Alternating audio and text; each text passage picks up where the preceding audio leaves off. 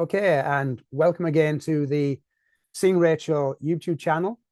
We are so thrilled, Sandra and I, to bring to you Tony Goncalves, a man of many successes. Um, but before we start, there's this thing that got into my head about the relationship between Portugal and England. Yes. So permit me to take us back to the year 1386 on the 9th of May, nonetheless, where a treaty of alliance was ratified between King Richard II of England and King John I of Portugal, the Treaty of Windsor. Due, I think, to the treaty signed between France and Spain, a bit worrying, in 1369, and partly, I have to say, because the English just love port. Yeah. So when Sandra and I embarked on our partnership, I was aware of the significance of this trading relationship, and it excited me to be a part of this alliance in the 21st century. So Sandra and I welcome Tony Goncalves to the Seeing Rachel YouTube channel. Welcome, Tony. Good to be here, Jeff. Thank you to you and Sandra for the invite. That's cool. So I'll start with that first question. Uh, I've been following you on LinkedIn for a while. I've noticed these kind of career shifts and paradigm shifts that you talk about. So I wonder what triggered your career paradigm shift from global media corporations to your current role with the Evrose Group. Jeff, that's thanks for the question because it's often understood that I woke up one day and said, okay, there's going to be a shift.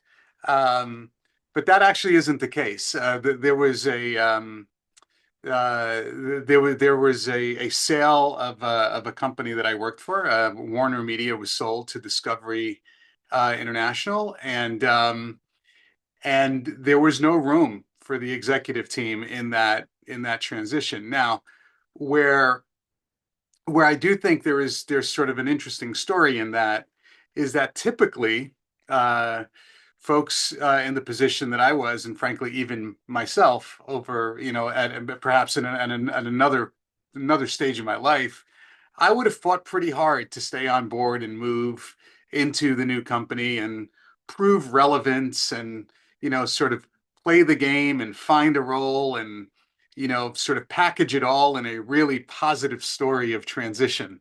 Um, but after 25 years and multiple M&A transactions and integrations, the day that that transaction was announced, I decided that that chapter of my career was behind me, and I optimized to leave and do something that was a bit more meaningful. Um, and I read a book called The Second Mountain by David Brooks that was given to me by a friend, and it marked me on specifically just articulating and helping me understand that your second or third climb in life or in a career doesn't necessarily have to look anything like the first, right? And through a variety of different engagements and connections, um, I sort of identified that what I needed going forward for this next climb was a coalescence of a profession, a purpose, and a passion. And that really concentrated in and around my heritage in Portugal. Cool. Thank you. Thank you. That's that's good clarification. Um, I've also noticed on LinkedIn you have talked about your ability to see or to intuit a kind of industry shift. Yeah. Um, so I'm just wondering, I'm always curious about people's gifts and where do they come from. With you, is it a kind of family influence, or did you have a good business mentor? Yeah, look, I do think it's a little innate in me to be able to see things that others may not be able to see, or to look at something super complex and simplify it. Um, I'm a very outcome-driven thinker, and so I see problems and I identify solutions because it's through the outcomes, right? That I see, that I see the success. Now, all that said, I'm an immigrant. I came to this country when I was 4 years old, and we had no choice but to figure it out. We were lucky, extremely fortunate that we had a community to integrate into. Um, but this was, it was difficult. We came here in the 70s to the States, um, and it was all very, very new to us. My dad and mom had to scrape to kind of make ends meet. We didn't have much, and so I think the other part of it is, while it is sort of a bit intuitive for me, I do think it sort of comes also from uh, this journey that I had where I had no choice but to figure it out. Yeah. I think that may be similar for maybe the three of us. It's interesting that there's this kind of internal dynamic that takes us beyond where we are presently situated economically, socially, culturally. And that faced with something new, we then have to, like you said, sort it out. Yeah, very much so. I mean, um, uh, I'm often, it's either there's no middle for me. Like I either see problems or I see solutions. Like I actually don't see anything in the middle. Um, but I had an executive coach. I've been really fortunate to have coaches throughout my career that walked me through, or better yet, she mapped kind of what she called my change curve, um, and helped me identify my triggers as to sort of avoid the pitfalls that we all have and move right to outcome. Because what she saw in me in the 3 or 4 or 5 months that she worked with me was that regardless of the challenges that I faced and not my reactions to those challenges, I was always, always, always focused ultimately on the outcome. And so it was a really magical thing because she helped me identify my triggers, and the fact that the process is super interesting to me, but the outcome is actually what drives the process. That's an excellent point. Um, cool. I wonder if we can move along to company development, the national or international kind of view.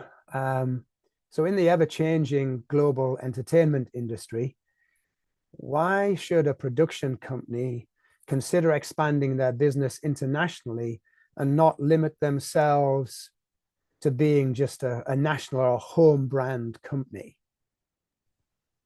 That's a wonderful question. And I think the answer from my perspective is actually super basic. Good. We live in a global world. Lots of people in the world speak English. Um, Technology has allowed us to move towards dubbing and subtitling. Actually, lots of people around the world use subtitles to learn a new language. Um, and I just think we live in a borderless world, and stories transcend those, whatever borders are left, good stories transcend them. Family is family, whether it's in Portugal, the UK, in the Middle East, or in the US. An individual challenge is an individual challenge. Now, there might be some cultural differences, which, that comes, that to me, that's called growth, right? Like you're sort of, you're educating through story. It's growth. But I just don't, I believe that stories, just transcend borders. Stories transcend cultures. Um, and we live in a digital world where there are very few barriers for stories to be told on a more global stage. Cool. Cool.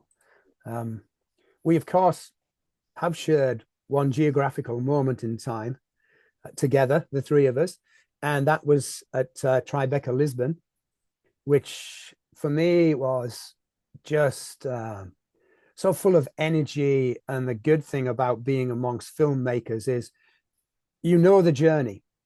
You know what everybody is looking for. You know what everybody needs. You know the desires. You know the hopes.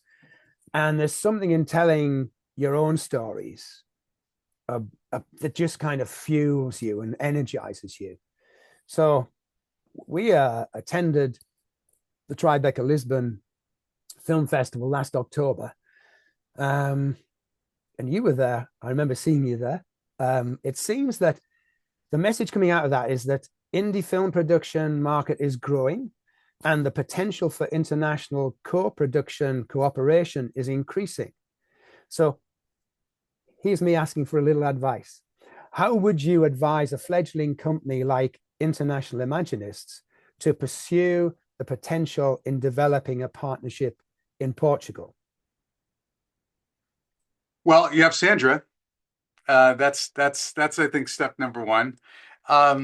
But look, thank you for referencing Tribeca Lisbon, because the Tribeca Festival in Lisbon was intended to be one of those places where talent with the same objectives and the same sort of points of view that don't often get an opportunity or a platform like that to come together. I think about the process of putting that festival together and bringing the parties together. I was the executive producer of the festival, but as as you well know, uh, there are many different hats an EP or even a producer can wear, and mine was just bringing people together to try to pull this thing off. And it was one simple mission, and that was to put the incredible talent that I believe we have in Portugal, both in front and behind the camera, as well as the business talent, on a much more global stage and to start forging relationships. Um, and, I'm often asked about that festival and was it successful? And I know what people are asking. People are asking if it was financially successful. And whether I say yes to that or no, it's actually irrelevant because the objective was a bit different. It was more of a mission. It was putting people together to try to achieve what you just asked for, advice on. And, you and Sandra were there. We met there. I can tell you there's a very big American sort of producer and writer now in collaboration with a Portuguese producer and writer coming out of that. Um, and it's actually in it's in organic moments like that where I think things come together. And so, um, you know, I don't have three pieces of very specific advice for you to say, hey, do this, this, this, and you'll absolutely, get this film made and get it, successfully distributed and make some money along the way, because ultimately we all need to live, right? Um, but I do think finding moments and finding platforms like Tribeca Lisbon, and not being afraid to go tap somebody on the shoulder and ask for a conversation and begin nurturing relationships and building a network. To me, that's actually where all of this starts. It's actually how I started my company. I realized that my old network wasn't going to get me to where I needed to be, and so I needed to build a new one. And I actually think that's fundamental. Excellent advice. Thank you. Um, Moving swiftly on to that thing called investment, Tony. So every film production needs investment. My company, International Imaginists, is no exception, of course, and our projects fall within what is called in the US social impact entertainment. So Sandra and I are working together on a film, Seeing Rachel, which is a story about human trafficking. I'm just wondering about getting in the mind of investors and executives. How do they view supporting such projects and companies when those companies see their role as more than social commentary and are sharply focused on raising awareness to bring about social change? What's the in like for those investors, for those people? Jeff, again, you're asking a super specific question that I actually wish I had a super specific answer to for you. Um, uh, because it's interesting, I get pitches all the time, whether it be, to participate in sort of film financing, which I've never done in my life, or, to, be a seed investor, an angel investor in, tech companies. Um, and I'll tell you from my experience what drives me and what I think drives, drives the average human being. It's the story, it's the pitch, it's the what, but more importantly, it's the why, right? And so, you know, um, I ran large sales organizations for a long time, and the thing we always used to sort of, you know, uh, I guess, train our salespeople on was that they weren't selling their product. They were trying to identify a need and then adapting the product to the need of a consumer. So, from an investor standpoint, the advice I'd probably give you is no different in the States, frankly, than it is anywhere else. It's what's the hook for that particular investor? And look, what does that take? That takes some research. We're back to the networking, right? That takes networking and identifying, you know, uh, people in common, ideas in common, and it takes modifying a pitch for that particular conversation because in this case, it may not be about seeing Rachel. It may be about what seeing Rachel unlocks for this potential investor. It may be a personal story that this particular investor has that through your networking and through your research you've identified. And so the thing I always struggle with when I get pitches for investment in, early stage tech companies is that it's a pretty vanilla and pretty standard, look what I have and here's what I need and look how big it is. And if you do any research on me, and I'm giving a little bit away, um, I'm about a concrete problem statement. I am about the profession, sort of purpose, and passion, coalescence. Um, I'm actually not about the big check because I'm not that guy. I don't run a family office. I didn't make a gazillion billion dollars, and I'm not in this phase of my life because of that. Um, it's got to touch me. Um, and so I look at pitches that are a bit more customized to who I am and where I am in my life, not the identification that I was at Warner and I launched HBO Max, and therefore I must have a really broad network with a lot of capital. And so that to me is the advice I would give you is adapt the pitch to whom you're pitching to and identify the emotional hook that you might have because people act on emotion, um, which often is said is not a good thing. I think it's a great thing. Thank you. That's really, really helpful for us. I'd like to move the conversation along a little bit and talk about the Evrose Group, your company. I checked out the website. It says there's something that really caught my eye, and it was the phrase where strategy meets legacy. And hello. So this is not just about the megabucks. It's an interesting concept, and I understand why strategy would be important to you as a businessman, but I'm more interested actually in the nitty gritty of this commitment to legacy. Why is it important to you? How do you perhaps see legacy beyond financial terms to be the bearer of social, cultural, and perhaps familial benefits as well? Yeah, thank you for that question. I tend to be somebody that has to really package things nicely and put a bow on things before I put them in front of anybody, whether it be a customer or in this case, the world. And it took me about 2.5 years uh, to sort of go public with what I was doing and make it a bit more known. And that's because I didn't quite understand how to communicate a not a what, a why.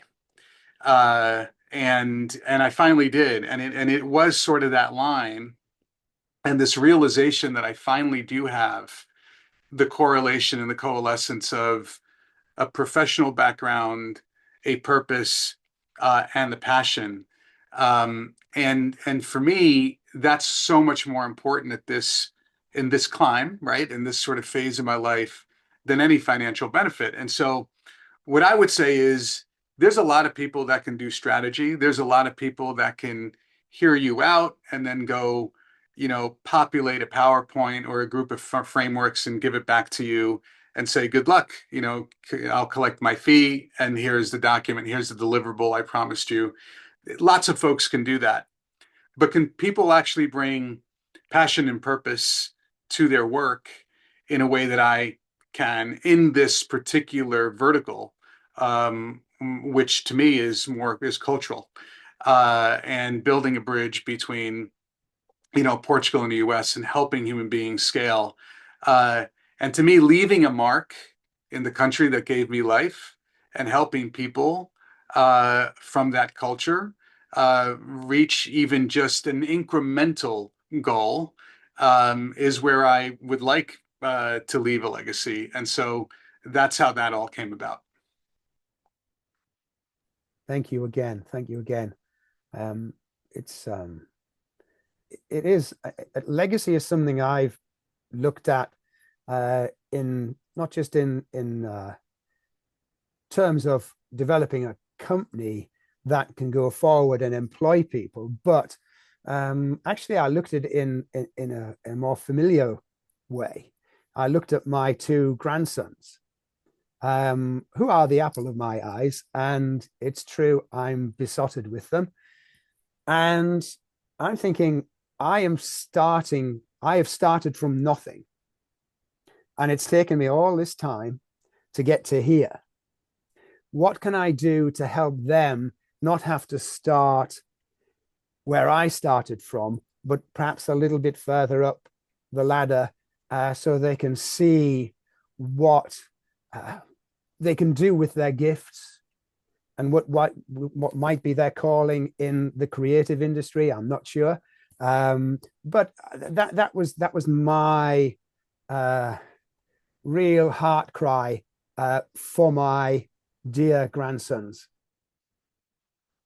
Yeah, Jeff, I thank you for sharing that. Look, I have two amazing children, a 21-year-old daughter and a 18-year-old son. Um, and they've witnessed the grit and the hard work and the commitment to, a high quality deliverable, whether it was at home, at work, with a friendship. And if I end up imparting that in them, and as a result of my efforts, impart that in a few other human beings, then I think mission accomplished. Thank you. Brilliant. Sandra, I think it's over to you. Yeah, it's my turn. Yeah. Tony, it's a pleasure to have you here. And first, my first question is, as you know, the filmmaking industry in the United States differs from that in Europe. For Portugal, now these are exciting times since opportunities are there. What do you believe is missing for the Portuguese film industry to grow and evolve further? What strategies we'll need? Can we make Portugal a filmmaking hub? Well, that would be a dream, wouldn't it? Look, I always believe, can we? I never believe that we cannot. So I do think we can, because if you look at all of the pros, they're pretty obvious, right? I mean, we are strategically located on a coast. We're a 6-hour flight from New York. We have 300 and what is it, 330, 340 days of sunlight. Um, you know, we have the benefit of being a small country, which means you can be on location on a beach and you can be on location in a medieval town and on location in the mountains within hours. no planes, no trains, just automobiles. Um, and uh, and I think we have a really, really, really talented population. We are highly proficient in English. I think we're the third most proficient English-speaking country in the world. We have a highly educated population as well. And we're pretty global in nature in how we sort of, look at things and embrace things. A far cry from 50 years ago when our country went through a revolution. So those are all the pros, right? And obviously, it's a lot less expensive to do things in Portugal than it is to do things in the US or elsewhere.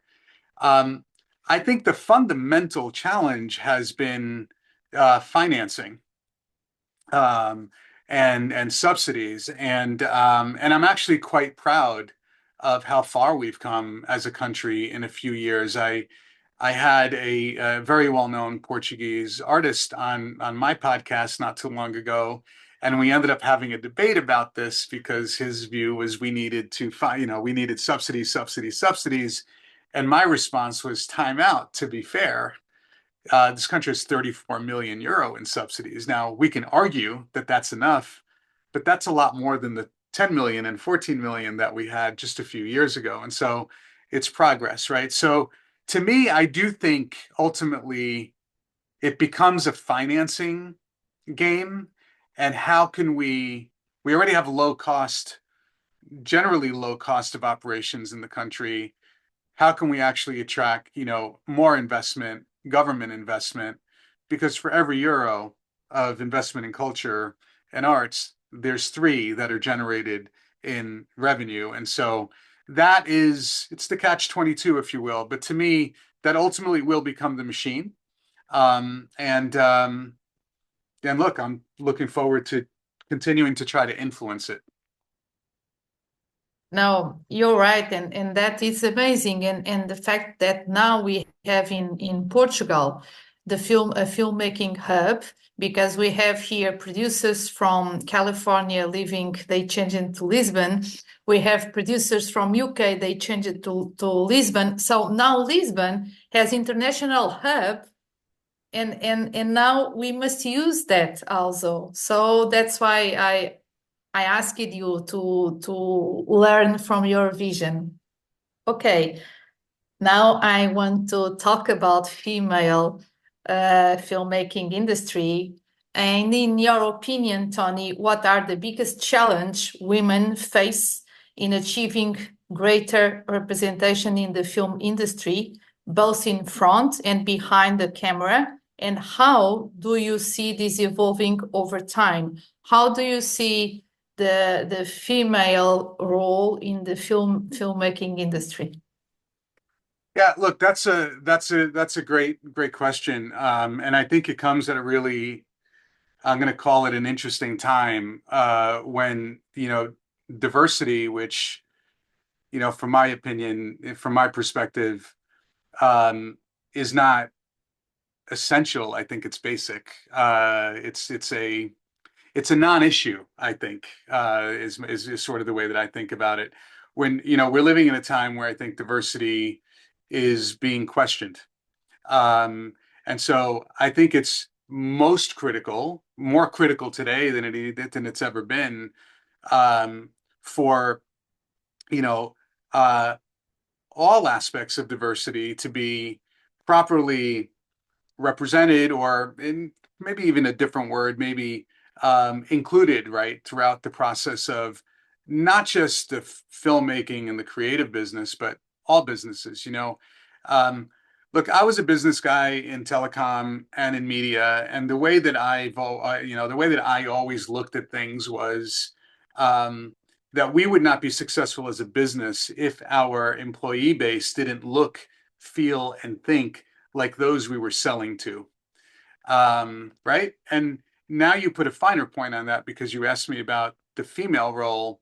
I'm a dad to a 20-year-old creative woman. I'm a husband to a creative woman. And so for me, that actually becomes a bit more a bit more on mission.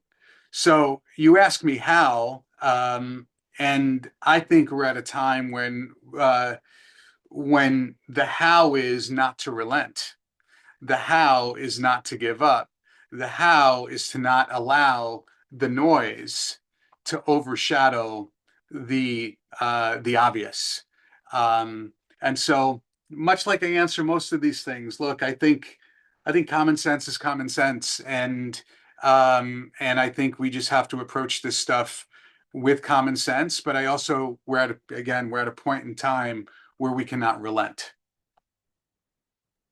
Yes, I agree with you. And I remember because I am a businesswoman, and for me, there is no sex, no gender. I always look at me as a human being, and my work doesn't depend if I am a woman or if I am a man. I am a human being with my mindset, my skills, my wisdom, and my knowledge. So, but I know in the market that there is big difference in men and women. So I love it to hear your opinion because it matches with mine, and we need to uplift and keep going and seeing us as human beings Look, because yeah. 100%, Sandra, and I actually, it's again, you look at things that are common sense and obvious. A film like Seeing Rachel, your protagonists are female.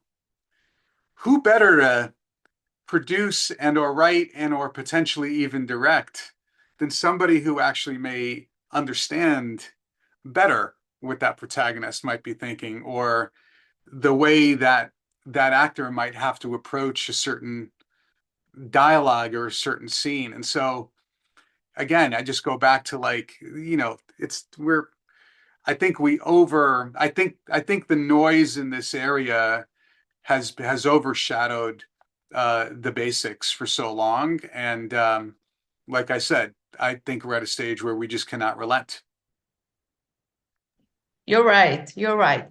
And Seeing Rachel has another theme. The social responsibility is human trafficking, is to bring awareness to human trafficking. As you know, and as all of us we know, United Nations has the SDGs, the Sustainable Development Goals, to achieve in 2030 and 2050. Seeing Rachel, we work with special gender equality and decent work and economy growth, because these two SDGs are very important for the future of humanity. So how can, in your opinion, Tony, how can the film industry help people, planet, and Earth accomplish the sustainable goals and assure a bright future for all of us? How, in your opinion, the creative industry and the filmmaking, how we can contribute to achieve this need that all of us we need this? It's a great question, and I think my answer is going to sound really basic, because my answer is to tell great stories. And I think we just have to go back in history a little bit. A film like The Inconvenient Truth opened the world's eyes to climate change. A film like Philadelphia opened our eyes to the struggles of individuals in the AIDS epidemic. There's a documentary series on Netflix right now called Immigration Nation, that's 4 or 5 years old, I think, that is opening our eyes to both sides of the migrant crisis that the world is facing. And I point back to The Inconvenient Truth, which I actually think has a direct link to what's happening. But what do those three examples have in common? They're incredible stories, right? Some told through the lens of a documentarian, and some told through the lens of a fictional writer, right? And from my standpoint, that's ultimately what attracts me, right, to a story. I spent over 3 hours yesterday watching The Brutalist, a very, very, very long film that not once pulled me away because the story was so eloquently told, and it wasn't all roses, right? And so, look, that's my answer. I think the stories need to break through. Yeah, you're right, and I agree with you. And you gave amazing examples, and also at the same time, they were able to change the mindset and bring awareness for all of us. Thank you, Tony. Jeff, it's your time. Getting towards the end now, Tony. No, I think that's great about what you were saying about being relentless. I've been on this long journey with Seeing Rachel, and I knew I had to make it beyond social commentary and actually find my place as a writer, as a director, with a social responsibility to raise awareness, raise consciousness, and promote social change. One of the values of International Imaginist is the disruptive narrative, because we just can't keep on going exploiting people and planet for profit. Otherwise, our future is screwed. There's nothing we can do. It's not going to be, supported at all by any resource we have, because we've wasted them all, human and natural. Have we got time for a couple of questions? Yeah. Yeah. Okay. Can we talk about failure? Oh, let's talk about failure. Okay. Let's talk about failure then. So I was reading on LinkedIn about what you considered as a failure of yours. No need to get nervous. That you saw the potential for a Portuguese Hulu type streamer service, but it didn't come about, is what you said. It is said that we learn more from our failures than our successes, but I'm not too sure about that. Success doesn't just happen. But I was wondering, what did you learn from that process and the apparent failure to deliver such a service, or even the thinking about delivering such a service? What was missing for you? So in the context behind that is an opinion of mine that Okay.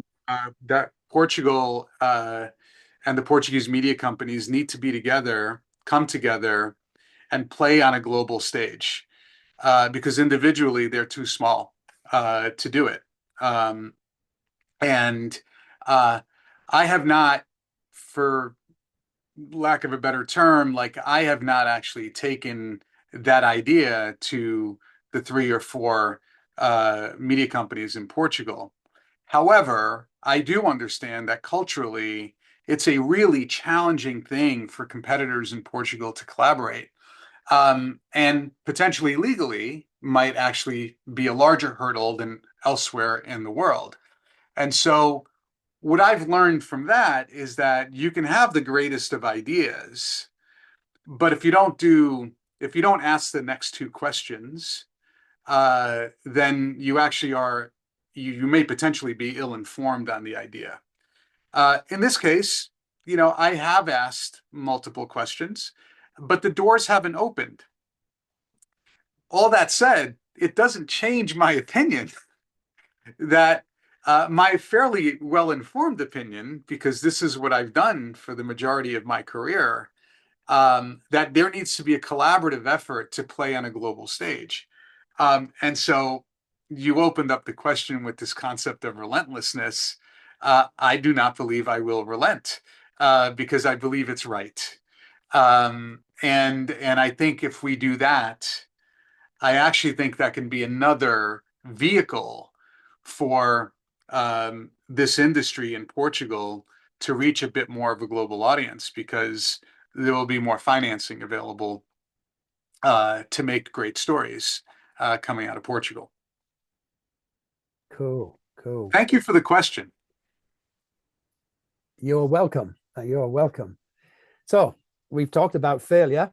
Last question involves success, Tony. We all like success. So I was very inspired when I was reading the biography of Alan J. Pakula. You may have heard of the man.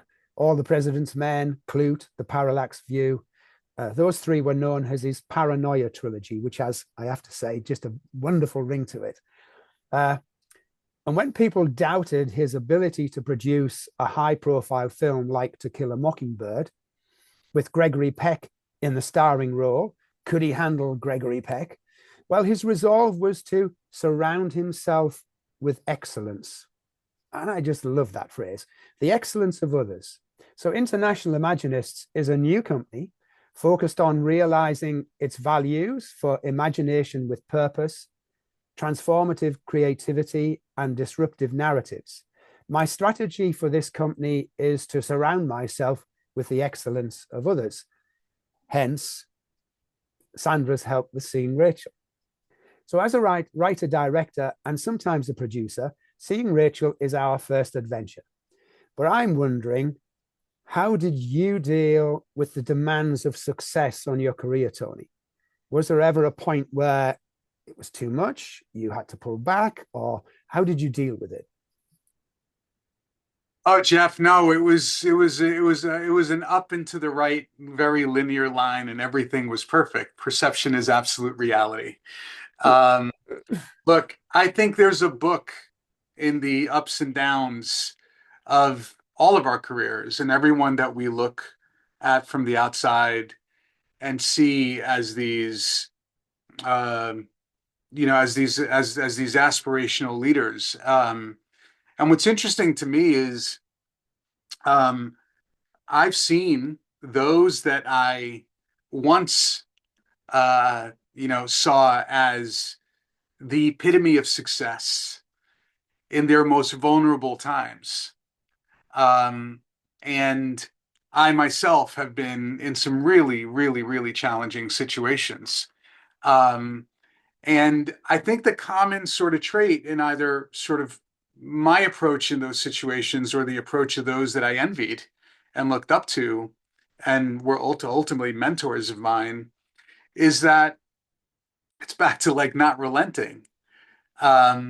It's not one hiccup that's going to, or one challenge that's going to define you. It's not one failure that will define you. So I will answer that question in the context of failure. It's actually those failures that will drive you to be successful. Because if you give up in those very low points, sometimes there is no going back. And when there is an opportunity to go back, we're extremely fortunate and I think grateful to do so. And so, look, I know the perception and the internet and social media doesn't help. Is that everything is so linear and so smooth and so beautiful. But I can tell you that that has not been the case for me. And I've had some incredibly challenging moments in my career. And by the way, a lot of them self-inflicted because of who I am and the personality that that I carry and the traits that, wanting better for all, not just for me. And sometimes those things are just a mismatch. And those perhaps were the most challenging of times. Amazing, amazing. It goes back to your relentlessness, doesn't it?